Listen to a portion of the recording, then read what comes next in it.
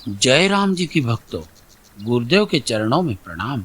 भक्तों, रामचरितमानस को यदि केवल कथा समझा जाए तो राम अयोध्या में जन्मे, पर यदि इसे आध्यात्मिक दृष्टि से देखा जाए तो राम हमारे भीतर प्रकट होते हैं। गोस्वामी तुलसीदास जी यहाँ जिस पुर की चर्चा करते हैं वह कोई बाहरी नगर नहीं, पूर्ण नाम शरीर का है। यह शरीर ही अयोध्या है, जहाँ शुद्धता और शांति का वास है। और यह शरीर रूपी पुर किसी बाहरी साधन से नहीं, बल्कि राम नाम की सतत स्मृति से अयोध्या बनता है। जब नाम का स्मरण श्वास श्वास में उतर जाता है, जब नाम कर्म में बहने लगता है, तभी यह देह राम के योग्य पुर बनती है। राम का जन्म केवल अयोध्या में नहीं, नाम स्मरण से शुद्ध हुए हृदय में होता है। इसलिए यह कथा किसी एक नगर की नहीं, बल्कि हर साधक के शरीर पुर की कथा है। जहाँ राम नाम की निरंतर स्मृति हो, वही यह शरीर अयोध्या बन जाता है और वहीं परमात्मा राम जन्म लेते हैं। मैं विजय मालाकार संतों की कृपा से बालकांड दोहा 194 प्रथम चौपाई का आध्यात्मिक अर्थ करने जा रहा हूँ। उसमें जो भी त्रुटि हो अपना बालक समझकर क्षमा करें और कमेंट में अपने भाव अवश्य लिखें। आइए अब इस चौपाई को अपने ही अंतःपुर की घटना मानकर सुने।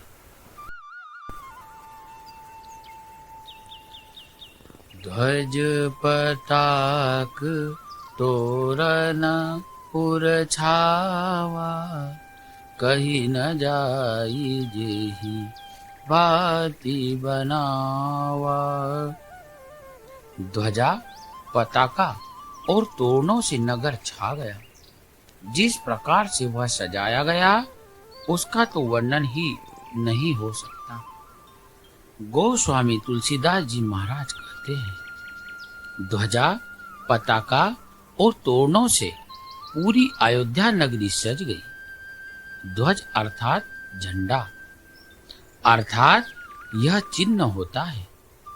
चिन्ह स्मृति के लिए होता है। जैसे ध्वजा हवा में लहराती रहती है, वैसे ही अंतःकरण में स्मृति के भी हिंडोले आते रहते हैं। ध्वज जय का भी प्रतीक होता है और स्मृति का भी प्रतीक होता है। लेकिन यहाँ तुलसीदास जी महाराज स्मृति का वाचन ध्वज को रख रहे हैं, क्योंकि राम जन्म का उत्सव चल रहा है। यहाँ पर कोई युद्ध तो नहीं जो ध्वज को विजय का प्रतीक माना जाए। यहाँ पर ध्वज स्मृति का प्रतीक माना गया है। अगला शब्द लगाया है तोरण पुर छावा। तोरण अर्थात पत्र और पुष्पों से बने गुच्छों की लड़े तोरण कहती है। आम्र पत्रों से सुसज्जित, पुष्पों से सुसज्जित तोरण कहती है, जिसमें अनेकों पत्र, अनेक सुगंधित पुष्प लगे होते हैं। यहाँ पर तोरण किसे कहा गया है? तोरण नाम भगवान के पवित्र नाम का है। जैसे एक धागे में, एक सूत्र में पिरोए हुए अनेकों पवित्र वृक्षों के पत्र और सुगंधित पुष्प लगे रहते हैं, वैसे ही मन रूपी धागे में भगवान के नाम रूपी सुगंधित पुष्प ही तोरण का कार्य कर रही है। ध्वज पताका के रूप में स्मृति। अब स्मृति किसकी होवे हमें? इस प्रश्न का समाधान करने के लिए गोस्वामी तुलसीदास जी महाराज आगे लिखते हैं, ध्वज पताक तोरण पुर छावा। ध्वज पताक अर्थात स्मृति। बस यहीं पर प्रश्न खड़ा हो जाता है कि किसकी स्मृति हम में होवे तो कहते हैं तोरण पुर छावा, जो हमें संसार सागर से तार दे, जो तरण तारण का हमारा अभिधेय हो, जो हमारे तारण तरण में प्रमुख साधन बन जावे, वही तोरण है।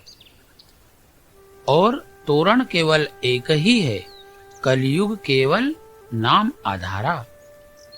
आगे गोस्वामी जी लिखते हैं तोरण पुर छावा, पुर अर्थात अयोध्या नगरी, ध्वजा पताका और तोरण से पूरी नगरी छाई हुई है। पूर नाम शरीर का है। इस शरीर के अंदर ही स्मृति होवे, और किसकी स्मृति होवे? भगवतमय स्मृति होवे। इसी को कहते हैं पुर छावा, अर्थात भगवान के नाम के स्मृति से पूरा शरीर रूपी पुर छा गया। यहाँ शरीर ही पुर अयोध्या है। यहाँ अयोध्या चौपाई में कोई विशेष नाम नहीं लिखा गोस्वामी तुलसीदास जी ने, ताकि इस विषय की निवृत्ति हो जावे। कोई अपने मन मस्तिष्क से यह बात निकाल देवे कि यह केवल एक अयोध्या में होने वाली घटना है। यह केवल एक अयोध्या में होने वाली घटना नहीं है। जहाँ राम जन्म सभी के हृदय में विराजमान परमात्मा की यह अनुपम कथा है, जिसे संत की दृष्टि तो देख पाती है, लेकिन अविवेकी जन सुनकर समझकर भी नहीं समझ पाते। आगे कहते हैं कहीं न जाय जेहि भांति बनावा, जिसका वर्णन करने में नहीं आता, कहने में नहीं आता, को कहीं कैसे पतियाए। यह ब्रह्म की कथा कहने में और जतलाने में नहीं आता, फिर भी संत गण प्रयास करते हैं, इसका वर्णन करते हैं, क्योंकि संत असंभव को भी संभव बना देते हैं। जो ब्रह्म वर्णन करने में भी नहीं आता, लेकिन उनकी वाणी से वह उस ब्रह्म को भी व्यंजन के रूप में ऐसे परोस देते हैं कि जैसे कोई रसोइया सामान्य से पदार्थ को भी अपने हाथों की कला से उसे अत्यंत स्वादिष्ट बना देता है। कहीं न जाय जेहि भांति बनावा, भगवान के नाम की सतत स्मृति से इस शरीर रूपी पुर को ऐसा बना दिया है, अपनी रहने के द्वारा बनाया गया है, इसलिए बनावा शब्द आया है। हमें संसार की स्मृति को तोड़ के भगवत मर्या स्मृति बनाना है। बनावा शब्द शरीर के लिए ही आया है। मीराबाई ने भजन किया, अपने शरीर को चिन्मय कर दिया और पार्थिव शरीर के साथ ही सह शरीर भगवान में समा गई। उन्होंने अपने शरीर रूपी पुर को बना लिया। भक्तों, यदि आप बालकांड दोहा 194 का गहन और विस्तार पूर्वक श्रवण करना चाहते हैं, तो आप तुलसी गान चैनल की विशेष प्लेलिस्ट में जाएं। यहाँ आपको मिलेगा प्रत्येक चौपाई का आध्यात्मिक अर्थ, रामचरितमानस का मनमोहक भाव और जीवन में राम नाम का अनुभव। जैसे राम का नाम हमारे हृदय को प्रकाशित करता है, वैसे ही यह श्रवण आपका मन तेजोमय बनाएगा। तो भक्तों, चैनल की प्लेलिस्ट अवश्य देखें, सुने और अपने जीवन में रामचरितमानस के गुण भाव को आत्मसात करें। जय श्री राम।